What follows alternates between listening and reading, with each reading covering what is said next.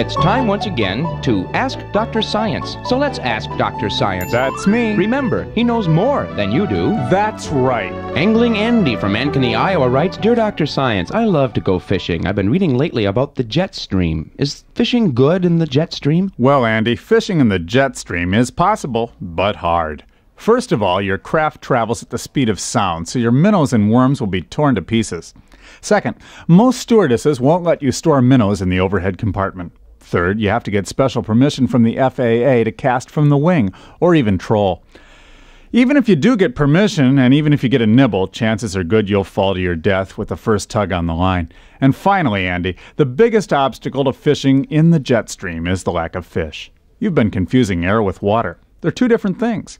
The only thing you'll catch in space is a cold or a 747, neither of which are very good eating. Thank you, Dr. Science.